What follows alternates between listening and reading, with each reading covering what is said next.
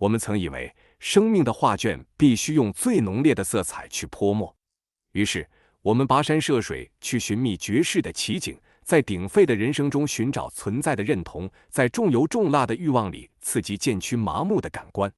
我们总是在等一场烟花，却忘了烟花绚烂过后的夜空往往比之前更加深邃与寂寥。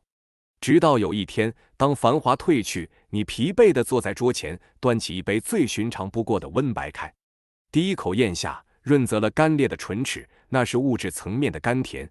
你忽然意识到，维持生命运转所需的东西，原来如此简单，无需金银万两，只需一口清泉。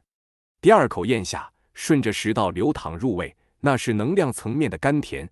你感受到一股微弱却笃定的暖意，正在抚平五脏六腑的焦躁。你听见了自己和缓下来的心跳声。第三口咽下，心头忽然一片清明，那是灵性层面的甘甜。你仿佛在这透明的液体里看到了云朵化作雨丝，落入山涧，流经泥土与岩石的过滤，最终来到你的杯中。这哪里是一杯水？这分明是整个天地宇宙运转，无量因缘汇聚后对你毫无保留的馈赠。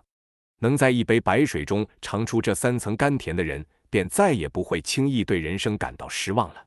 因为失望总是诞生于想要而不得的荒芜里。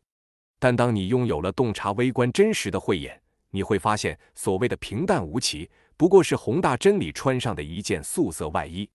你开始看到事物的层次，你看到一顿粗茶淡饭里有着农人耕作的辛劳与阳光雨露的恩典，你看到一次不期而遇的挫折背后藏着为你消业避灾、逼你转向的深意。你看到熙熙攘攘的街头，每个人看似平凡的命运里都交织着无数世代的悲欢与愿力。你的心从一个只能装下大起大落的漏斗，变成了一面平静而深邃的湖泊。当你带着这样的眼光去生活时，奇妙的事情发生了。你不再急躁地想要向世界证明什么，也不再声嘶力竭地索取。你说话的声音变轻了，但分量却变重了；你做事的动作变缓了，但结果却更圆满了。你的周围形成了一个温和、清透、没有攻击性的能量场。人们喜欢靠近你，就像疲惫的旅人渴望靠近一眼清泉。你的行为、你的提议、你的存在本身开始被这个世界温柔地接纳。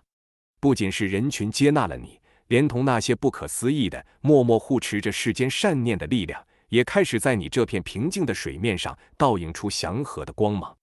大道至简，至为清欢。